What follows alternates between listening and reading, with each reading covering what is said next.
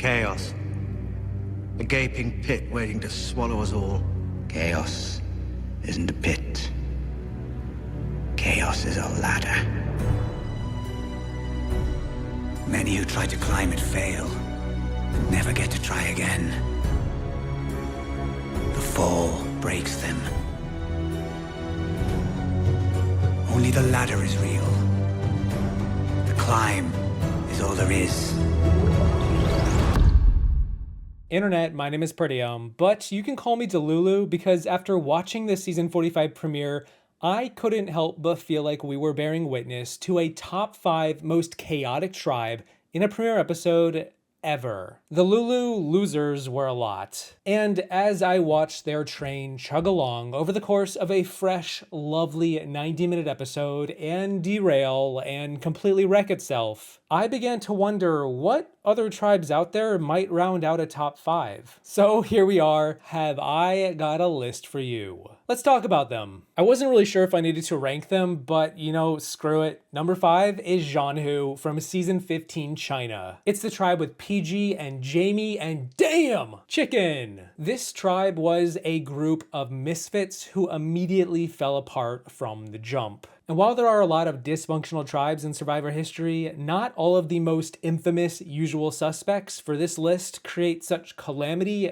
this quickly. To give you an idea of why Zhanhu made my top 5, let's just start with Chicken, who is the eventual first boot of this season, who probably knows the most about living in rural nowhere. But he looks around at this group and gives up on them within 30 seconds. No, literally, that's how quickly he throws in the towel. He sees them dancing and joking and doing nothing of value and says, I can't do this, and passive-aggressively just dismisses them the rest of the episode. Ashley then begins to throw up everywhere as she gets sick. Meanwhile, Dave starts farting as he has some bad gas. Might be a correlation between the two, and by the end of day 1, the Zhanhu tribe has no shelter. But they do have a mud pit, and they basically sleep in it for the episode. They then lose the first challenge, and PG has a meltdown in front of everyone. She can't take it. I don't really blame her, and to cheer her up, Dave reminds her someone has to go, and it is perhaps the worst pep talk I've ever heard a wannabe tribe leader give. And come the vote, the tribe is expectedly disorganized and 3 different people receive votes, leaving Chicken blindsided after contributing nothing to the social game. Damn. Oh, God. I'm sorry, I've got a little bit of gas. I can't help it. Half the people want to just stand around and talk about the most ridiculous stuff I'd ever heard. Oh, yeah. What song? We have unfortunate business to do tonight. It sucks. It is a fact of life. First person voted out of Survivor China. Chicken. With the 4th most chaotic tribe in a premiere, I have Ratu, the orange tribe from season 44. Yeah, just last season, as of this video, Ratu was hot mess express. More from a strategic point of view than a personal one like Zhanhu. I talked about this tribe a lot in my 44 premiere episode breakdown, but they stole the premiere with how all over the place they were with their strategy. It was a tribe of 6 people playing 6 different games, to the point where only 3 of them cast votes, an idol was used to negate 2 of them, and the first person voted out of the season was sent packing with 1 vote to her name. And not for nothing, she was the player who was shown to be orchestrating everything. But how did we get here? Well, first Matthew falls off a rock and dislocates his shoulder. It doesn't really have much to do with the chaos of the strategy, but hey, you know, it's still a good place to start as far as chaos goes. Lauren then wants to go on a boat journey to get an advantage, so she rigs the tribe-created rock draw to draw the correct rock. So she goes on the journey and gets this bank your vote advantage, and then she lies to her tribe about what happened. She says that she lost her vote, but then it turns out at the challenge, Matthew learns Lauren lied to the tribe about her lost vote, because the other tribe confirmed to him that they had a parchment saying a vote was lost, but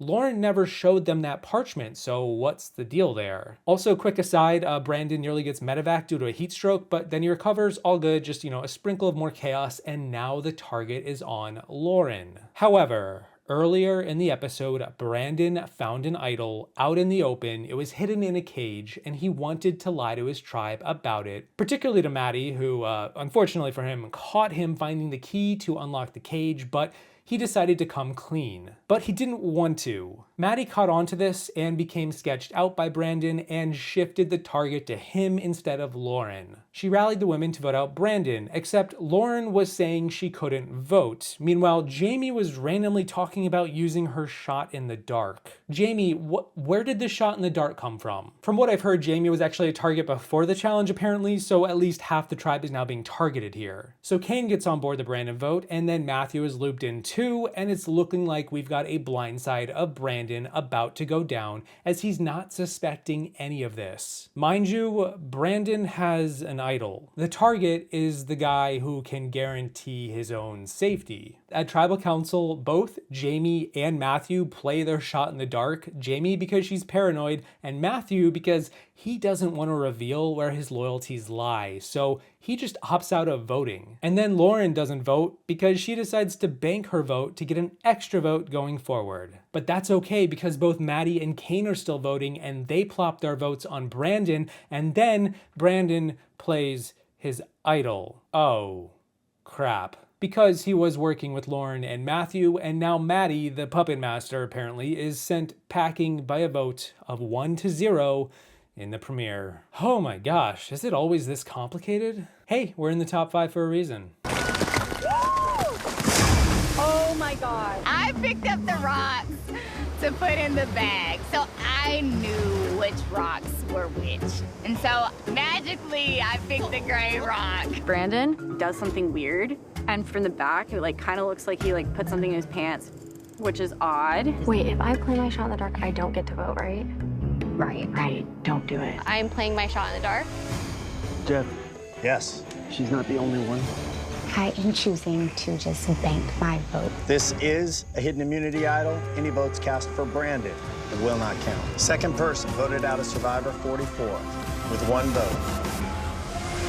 Maddie. At number 3, I have the Fong tribe from season 17, Gabon. Yeah, you can't really have a Survivor video about chaotic tribes and not include Gabon in some capacity. Never mind, we're not even talking about the Yellow Coda tribe who was talking about strategic poop trenches. We have the Red Fong tribe in all sorts of disarray, and I have the biggest elephant dung-eating grin on my face because, wait, what? This premiere episode is such a delight. We start with the chaos of a schoolyard pick where Jillian gets the ball rolling on Fong's absolute dominance once she recruits Crystal, the Olympian runner, who is absolutely awful at just about every challenge. From there, we get Susie, and as Charlie puts it, I guess we're now playing Stupid Survivor. Does this tribe want to lose every challenge in the pre-merge? Wait, pulling an intentional Matt Singh before Matt Singh even existed. Another strategic hack. And then, after all that, this tribe starts to get weird. Jillian collects elephant poop out of the gate and tries to start a fire with it. Kenny and Michelle run off to flirt and hit on each other over a dinner date at the termite mound. Come the evening, Randy hits his head on a sharp branch and bleeds a little. Oh my god, that's a lot of blood. What is happening? And yeah, go figure, this tribe loses the first challenge and doesn't really have much strategy to their name, so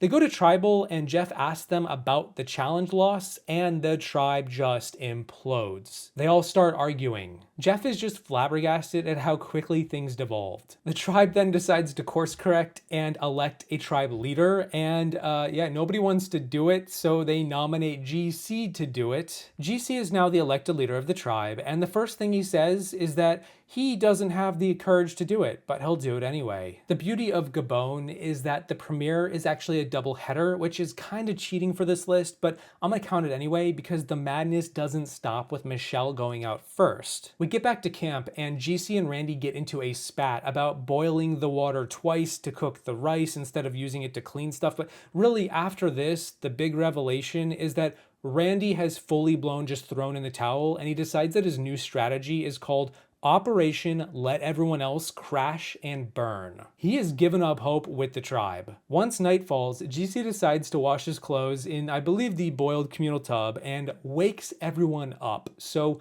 They all get up and just start talking with almost no sleep. They also then start arguing with each other about all of the noise, the talking. GC's just blaming the tribe for snoring, and then just as quickly as he was elected, he quickly steps down from the leader position. Randy will tell us this was the best decision GC has made since becoming leader. And with no sleep, no leader, and no tribe unity to speak of, the tribe goes on to lose another immunity challenge, whereupon they evict the tribe elder and creator, Jillian, whose parting words are to tell Fong, good luck. They're gonna need it. Jillian, you created them! So you want to see the elephant dung? Not really. Well, it's very interesting. Look. You want to see my dung? It'll be hot if you do that. Everything that... You ate it? I think I have a small scratch. I don't know how bad it is. All I know is it's bleeding a hell of a lot. Sorry, can't see a thing. My new operation is called Operation Let Other People Crash and Burn. Number 2, the runner-up, is the tribe that spawned this video from season 45. It's Lulu. And look, you might say recency bias, and that might be fair, but it has to be Lulu. You can't tell me the scene where Emily is trying to get Brandon and Hannah to flip and vote out Caleb after we just watched Brandon and Hannah talk about giving up in the game. You can't tell me that isn't an incredible series of events. Like, you can't script that stuff. Never mind, Emily is Chaos Cast Reborn. She chooses violence out of the gate by gunning for Bruce. Bruce, innocent, harmless Bruce of all people, on the boat in the first 10 minutes of the episode. Gosh, if it isn't the challenge beams, it's someone on the other tribe coming for his head. Then we have Brandon, who is crying to be there, but can't get back up the ladder to be there. I get the feeling upper arm strength after a good swim in a long row is a bitch. And that ladder was chaos. Lulu then blows the lead in the first challenge, and that's the least of their worries. Emily is then sketch of her tribe mates Caleb and Sabaya for doing the sweat savvy task as if they would get some advantage. And okay, I guess there's some precedent with Survivor 42 here, but it's pretty unlikely given it's a challenge to get something. But even then, just to add insult to injury, they fail the task anyway. It's the first time in the modern era of the show. This all then segues into a lovely segment where Hannah and Brandon talk about masterminding the rest of the season by turning the other 4 against each other by dividing and conquering, and oh no, they're actually talking about being at rock bottom and are having a crying session about how tough the game is just on day 1. Didn't they just hit the beach? As we go down the checklist for what to expect on Survivor, I guess you could say they're dirty, there's bugs, they're hangry because they're not getting enough food, and worst of all, their feet are wet on Survivor. Hannah is also channeling her inner Shane powers and having nicotine withdrawal. Oh no, I know where this is going. This is gonna lead to a conversation about how the Egyptian pyramids are actually batteries, isn't it? Yep. There we go. Are they AA or AAA? Anyway, we get to the next challenge and Brandon goes from falling in the water to falling on solid ground. Lulu collectively falls so far behind the other tribes, to call it a blowout would be an understatement. Actually, no, it was a blowout. Although using your buffs as a grapple was pretty genius. Yeah, for those of you curious, I am taking notes. Back at camp, Hannah's biggest worry is getting the tribe to write her name down. Because here, let me explain. Normally in Survivor, you don't want the tribe to write your name down, but if you're on Lulu and rank number 2 in this video, well, it's the opposite. And she's telling this to Brandon, who wants to cry about how he's basically at a 0 in his morale. He's getting chest pains and reflux, and it sucks. And for whatever reason, he's just decided that he's gonna play his shot in the dark. Why is that a thing people do when they're halfway out the door and throwing in the towel? Gabler did the same thing in 43. Wait, is this a winning strategy? And then Emily just sort of shows up out of nowhere and is like, I have a better idea. Forget writing your name down, Hannah. Forget your reflux, Brandon. Hannah, Brandon, why don't we blindside Caleb? You know, one of the players who's been contributing the most on this tribe? After a whole scene of them giving up, Emily now wants to use them in a blindside. Of course that's the next logical step. Of course it is. Brandon then tells Caleb about this, and Caleb is like, I kind of want to get Brandon out though. Did you see him in the premiere episode? He really sucks at challenges. And somehow now Brandon is the potential target despite Emily being a social pariah, Caleb being a strategic threat, and Hannah literally wanting to quit. And then we get to Tribal. Emily and Sabaya don't get along too well. And ultimately, Hannah doesn't succeed in her plan to get her tribe to write her name down because Probst ordains a verbal vote, and Hannah is eliminated by just straight up quitting. Yeah, this is my runner-up for most chaotic Premier Tribe. Brandon is struggling. Serious? Yeah, both of us failed the challenge. They 100% comfortable. Do we know who built the pyramids? Aliens. Aliens. Brandon takes a big fall.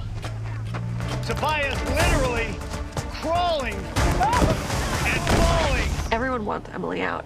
My concern is like, how can I get them to write my name? I'm a 0 right now. I feel a 0. I felt a 0 for a while now. I'm trying to angle for Caleb. Her gameplay is just, it's crazy to me. I'm playing my shot in the dark tonight. What? I'm just gonna be really honest. Like, I don't need to be voted out to go home. What was that? Oh my God, is this edge of extinction? Because I'm not going. I suspect many of you already know who number 1 is going to be. I have talked about this tribe dozens of times over the years, and really, you know, if nothing else, at this point, I just want to say go rewatch the premiere of season 28 Kagian for the 10th time to witness the utter chaos that is the Green Luzon Brains tribe for yourself. Because they are number 1, and they were always number 1 in my books. From David, the tribe leader, voting out Garrett in the first 10 minutes because he's thinking about the end game in the first 10 minutes, to Garrett finding an idol in the next scene, to David getting blindsided by Garrett after Cass tells Jatia to her face that she's gunning for her, to Jatia blowing the puzzle at the challenge, to Jatia failing at building the shelter, to Jatia dumping the rice in the tribe fire after Garrett tells everyone they can't talk in private on Survivor, to Garrett getting blindsided by Jatia and Tasha and Cass for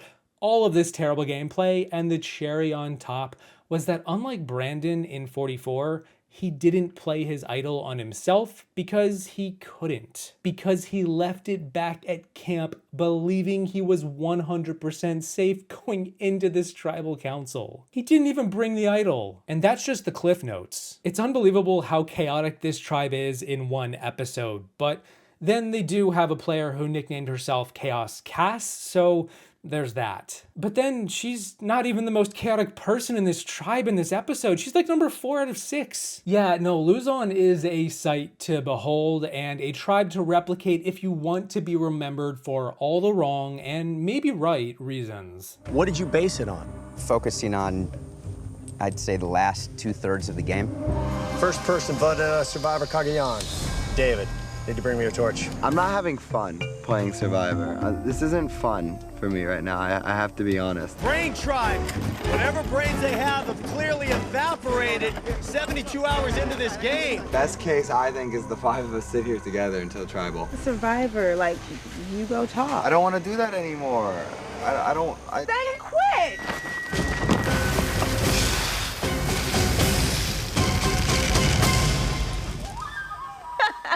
It's what happens when you leave crazy people alone. Who poured rice on the fire? I don't know, the rice fairy? How did we come up with the criteria for brains? I'd like to see that data. Second person voted out of Survivor Cagayan. Garrett.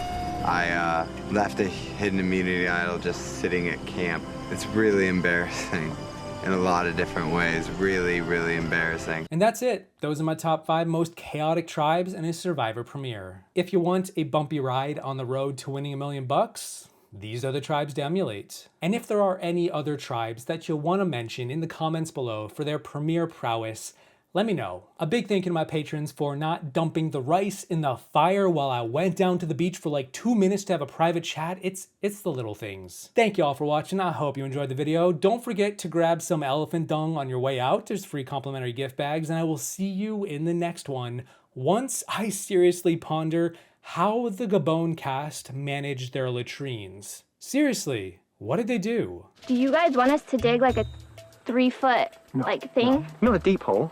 So then what are we doing? Does everybody individually dig their own hole, poop, and then cover it up? The Roman legions used to do it. The latrine moves. We cut down a foot. Oh, whatever. And then we cover it up, and when it's completely flat again, we move the latrine. If anybody finds any elephant dung, bring it back at Burnswell. We've been here 20 minutes and she wants elephant.